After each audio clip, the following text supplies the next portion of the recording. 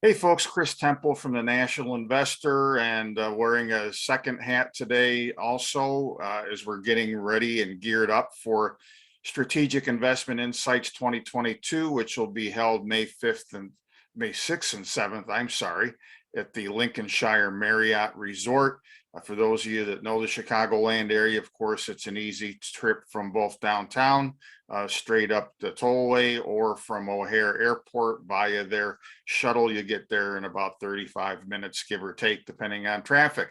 And we're really looking forward to this. A lot that we've done to rebrand the show this year to reflect the dramatically changing world that we're living in, and the changes are coming fast and furious lately. I don't have to tell you that, with inflation and commodity prices and what I've termed a new energy crisis that's been unfolding. So if you've not done it already, go to our website here, strategicinvestmentinsights.com.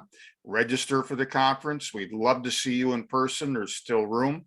If you can't make it in person, make sure that you put your information, your email address and whatnot on the particular part of the form that we have for you if you want the virtual presentations later on, which will be made available, all of the companies and speakers that will be there and so forth. In just a second today, I'm going to be joined by one of the panelists that we're going to have on a very chock full panel of experts on a Saturday afternoon session, all things energy, critical metals, battery metals, how we reduce carbon emissions, all these different kind of things. We're going to talk about all of those different moving parts. We've been told or asked to believe, I guess should say, by the present government in the US, in Canada, and in many other parts of the world, that we can almost wave a magic wand and we're going to reduce our carbon emissions. We won't burn as much coal and oil and natural gas. We'll have, everybody's going to have a Tesla in their driveway. It seems like, the old, I think it was Depression era promise of a chicken in every pot. We'll have an electric vehicle in every garage. And some people behave as if these things are just going to materialize magically. Elon Musk and General Motors and Toyota and all the other car makers have got a magic extrusion machine that just spits these things out. Well, you and I know that they don't. It takes a lot of materials. It takes a lot of metals of various kinds to build these things.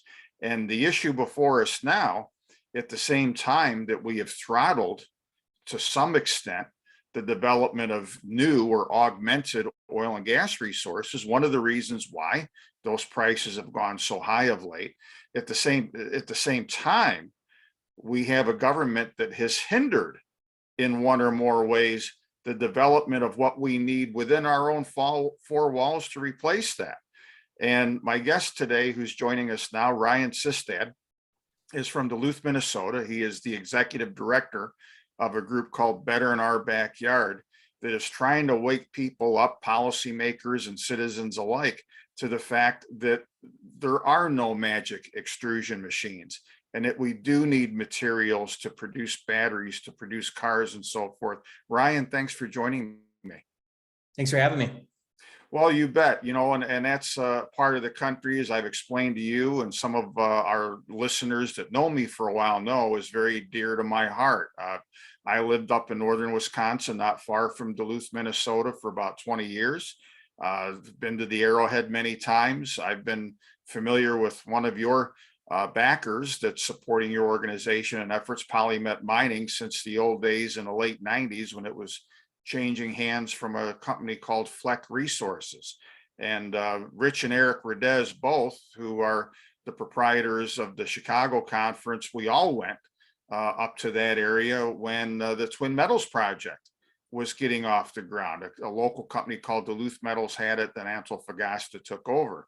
So I'm very familiar with that area up there. It's the largest, or among the very largest, development ready stores of nickel, copper, cobalt, platinum group metals in this country. And yet, since the Biden administration took over, the development timeline for Polymet has again been abruptly slowed down, if not completely stopped, while they have more hoops in front of them on top of the hoops they've had to jump through for the 20 plus years I've known them. Twin Metals has been flat, had the plug pulled on it, at least for the time being. What do you get as the sense in your area first, Ryan, as to why this is happening? There's not local support for this kind of idiocy, is there? Well, it's hard to say because, historically the Iron Range is historically Democrat, and locally they go with a party called the DFL party, which is historically pro-labor and pro-mining. And right now it's not as black and white as it used to be. So there is a lot of supporters for the current administration, rightfully so. But what has been confusing is that, when the administration, or when now President Biden was visiting the Duluth area a few years back when he was campaigning, was that I heard from a couple labor leaders in the area that he would support domestic mineral production of copper and nickel, and copper and nickel mining in northern Minnesota, meaning twin metals or polymet. Now, he hasn't done anything really to hinder the polymet project, which is good. But unfortunately, he did take away the federal leases for twin metals, which basically has halted the project. But Twin is still confident that they can still create a successful mine. It's just unfortunately they just got another roadblock that they have to work through. But we are seeing some signs that maybe the administration might do some, might change their perspective here in the coming weeks when they're talking about the Critical Minerals Defense Production Act. It's a Cold War power that President Biden enacted. However, it doesn't change the permitting process. It doesn't streamline it anymore. And that is kind of confusing too, because it's contradictory to, some of the actions that he has taken with Twin. But then there's times where, the administration shines a little bit. He was calling out, he was giving kudos to Talon Metals for signing a supply chain deal with Elon Musk and Tesla.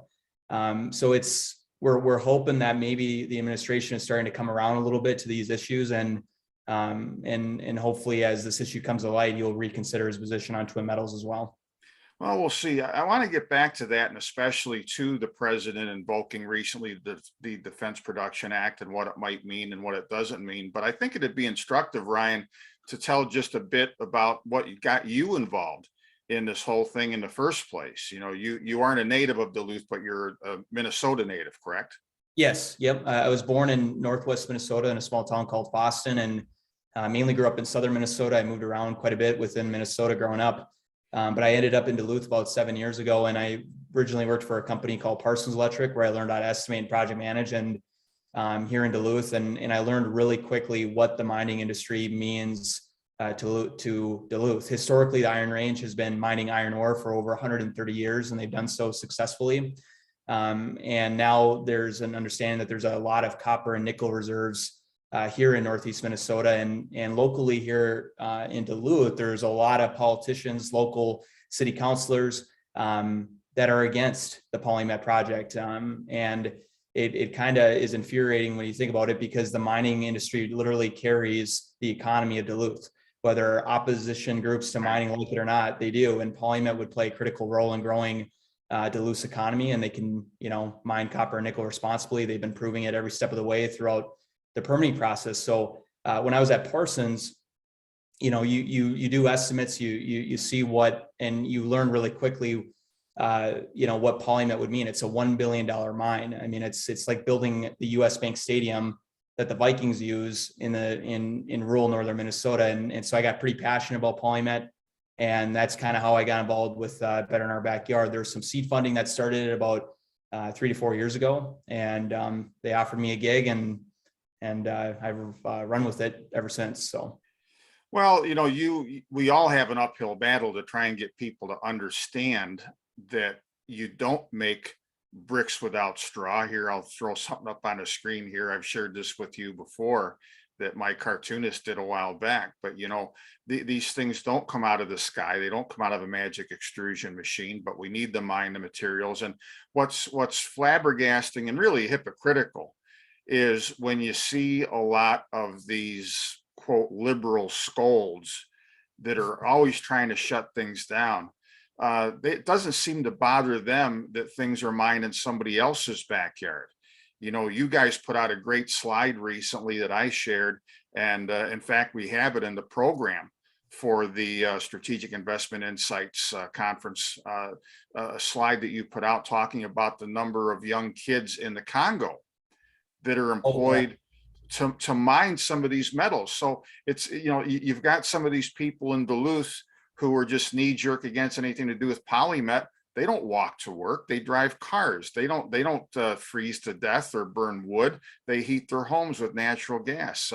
One of your other backers, I know, Enbridge, one of the wintertime functions up in your neck of the woods, the American Birkebeiner, the Nordic ski event and so forth that takes place every year up in Northwest Wisconsin.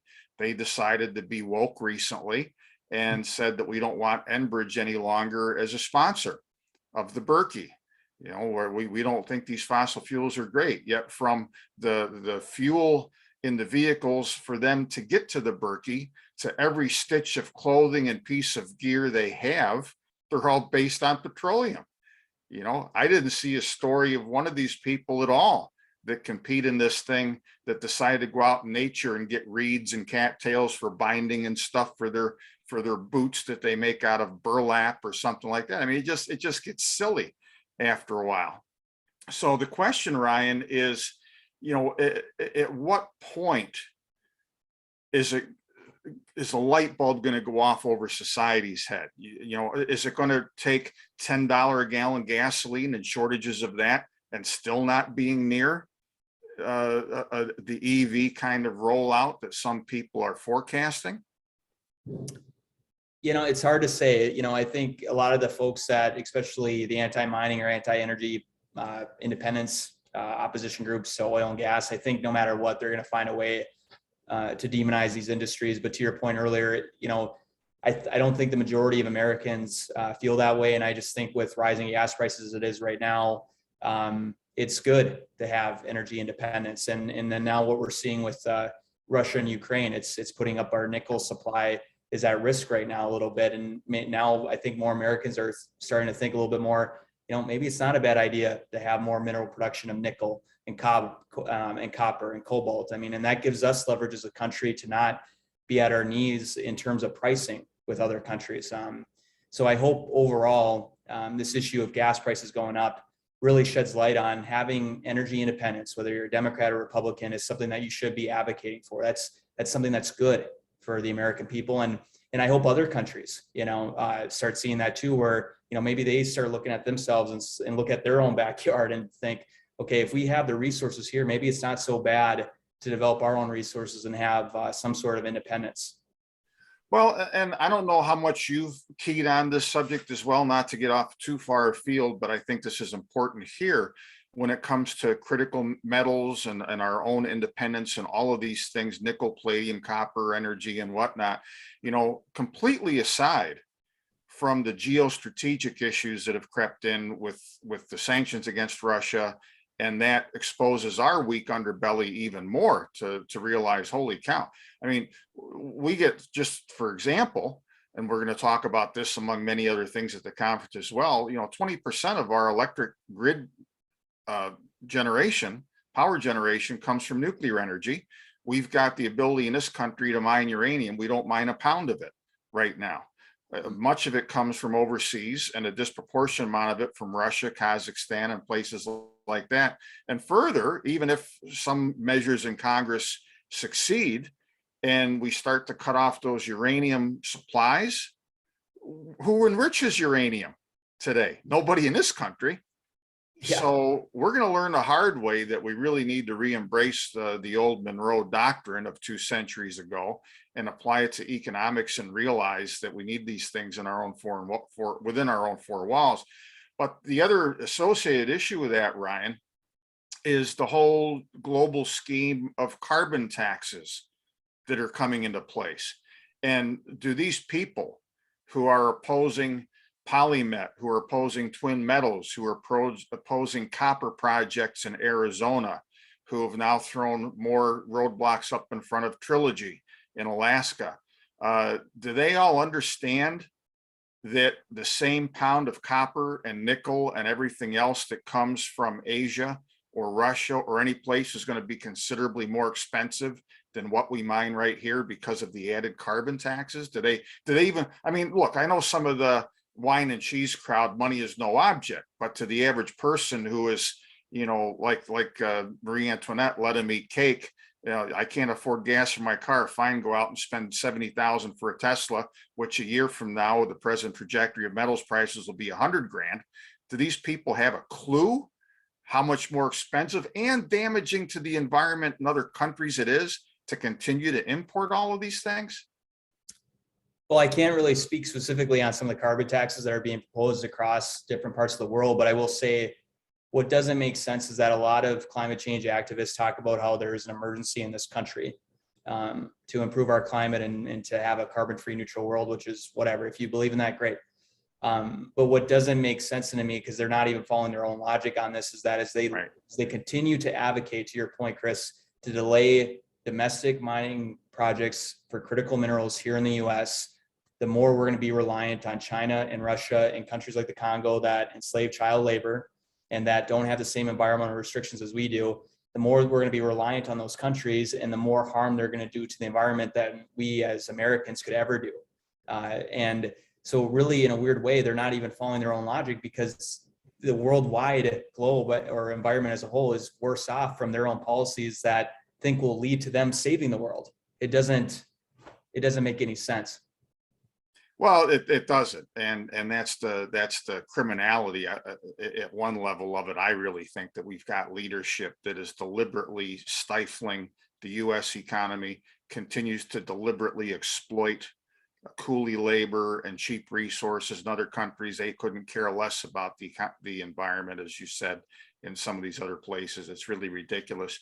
One more thing I want to talk about, and again, folks, Ryan is going to be one of our expert panelists at the Strategic Investment Insights Conference coming up.